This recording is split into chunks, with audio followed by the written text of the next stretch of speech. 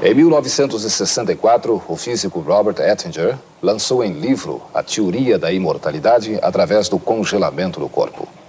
Imediatamente, 15 companhias foram criadas nos Estados Unidos para atender aqueles que sonhavam ser ressuscitados quando a medicina encontrar a cura para as doenças que o levaram à morte. Em 1973, a reportagem de lançamento do Fantástico foi sobre o congelamento de cadáveres. E no Brasil também o assunto foi comentado amplamente. Mas o que aconteceu desde então? Os corpos continuam congelados? O que acham os cientistas americanos desta técnica? O congelamento de cadáveres é ciência ou ficção científica? O professor Robert Ettinger é chamado o pai da teoria do congelamento de corpos. Sua técnica consiste em tirar o sangue do corpo, substituí-lo por glicerina no primeiro estágio de resfriamento e depois pela substância DMSO. Depois, o corpo é colocado em uma cápsula com nitrogênio a uma temperatura de 196 graus abaixo de zero. O Dr. James Bedford, de 73 anos, que aparece nesta foto, tornou-se o primeiro homem a ser congelado. Onde está seu corpo congelado? Aqui nesta cápsula está o corpo do primeiro homem congelado nos Estados Unidos. Isto aconteceu em 1967, apenas 3 anos depois de ser lançada a teoria da imortalidade, através do congelamento, do professor Robert Ettinger. Das 15 companhias criadas para congelar corpos na década dos 60, apenas 2 ainda estão funcionando. Mas Robert Ettinger, o criador do congelamento, não desiste. A maior parte das companhias que foram criadas para o congelamento de cadáveres na década dos 60 já não está mais trabalhando. O senhor acha que a sua ideia falhou? Não, claro que não falhou. Não falhou porque continuamos fazendo progresso. O movimento cresceu. Cada ano que passa, temos mais gente trabalhando. E as sociedades de congelamento continuam crescendo, mas não tanto quanto esperávamos.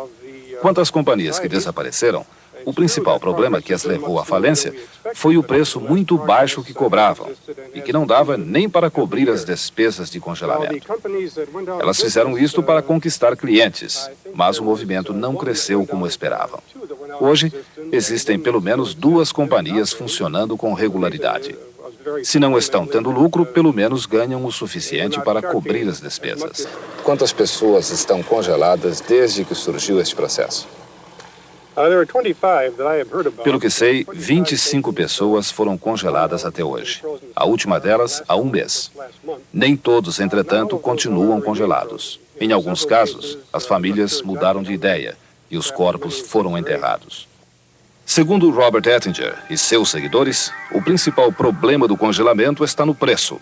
Em 1967, a preparação do corpo feita aqui nesta unidade móvel, em Detroit, custava $5.000, ou 60 mil cruzeiros. Hoje, custa $15.000. A preparação e a manutenção custam $50.000, ou 600 mil cruzeiros.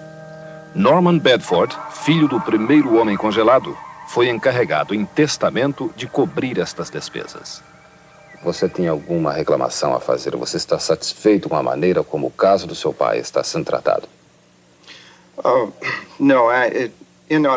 Pessoalmente, eu não tenho nada contra o movimento dos discípulos de Robert Ettinger. Mas são vários os problemas com que a família se defronta. Um deles é a despesa de manutenção do corpo. Eu acho que Ettinger e seus seguidores estão sonhando demais. O dinheiro que é necessário para manter um corpo congelado por 50 ou 100 anos chega a centenas de milhares de dólares. Eu acho que não existe muita gente com esse dinheiro para gastar na preservação do seu corpo. Além disso, todo o dinheiro gasto no congelamento é um dinheiro que não produz nada, nada de novo. É apenas para a manutenção do corpo. Não se aprende nada, não se ganha nenhum conhecimento mais profundo da técnica. Todo o dinheiro é apenas para manter o corpo congelado em nitrogênio líquido. Eu pago $2.000, cerca de 25 mil cruzeiros por ano, para preservar o corpo do meu pai. E não se faz nenhuma pesquisa com esse dinheiro. foi a reação da sua família? My mother was Minha mãe concordava plenamente com tudo. Outros membros da família discordavam, especialmente por causa dos problemas religiosos. Alguns achavam que isto era uma violação dos mandamentos da lei de Deus.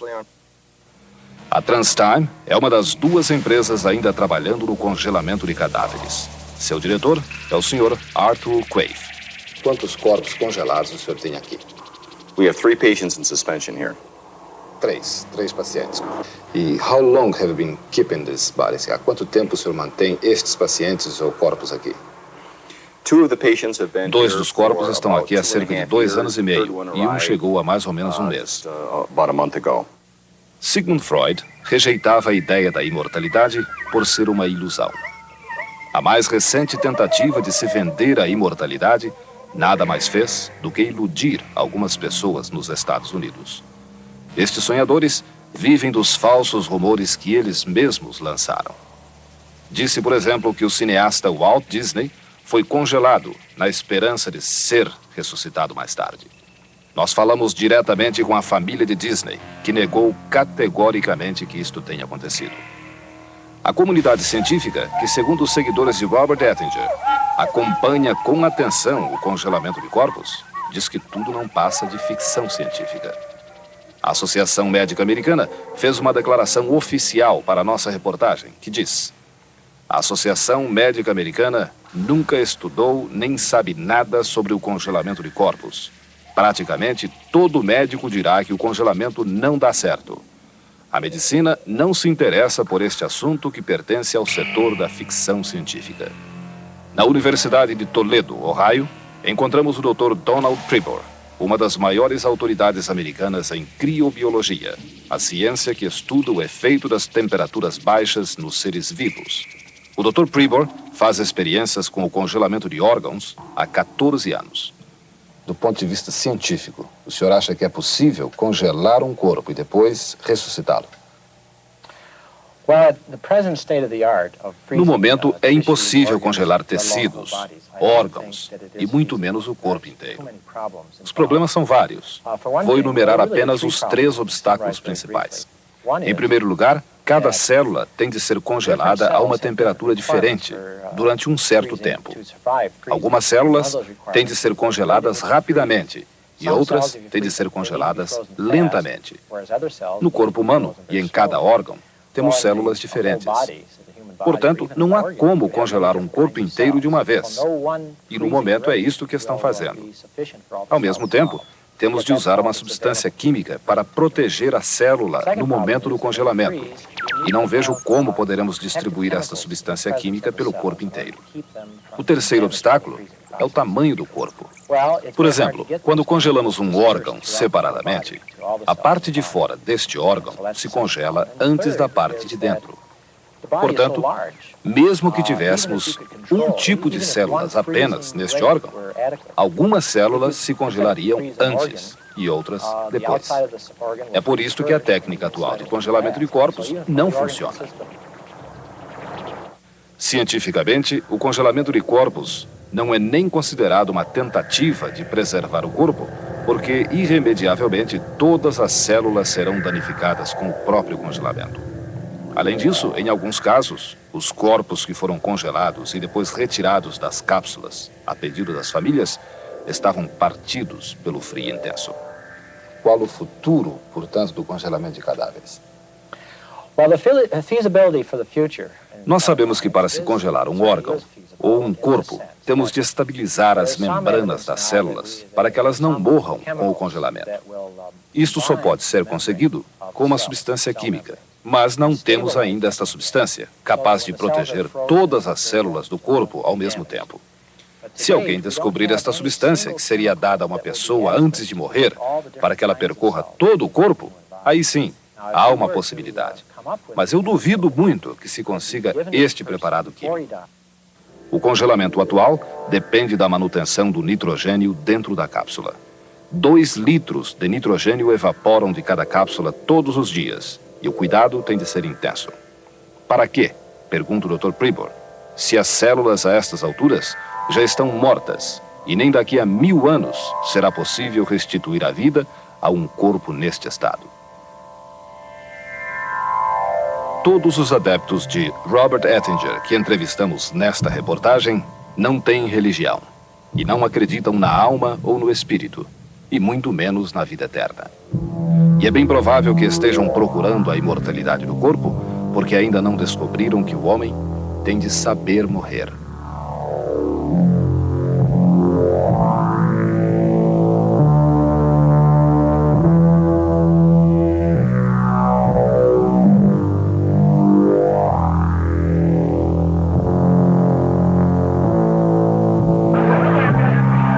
Em Nova Orleans e em várias partes do mundo, a morte não é encarada com tanto temor. Até mesmo na despedida, a alegria é uma necessidade espiritual. Porque, segundo os entendidos, quem morre é o corpo, não o espírito.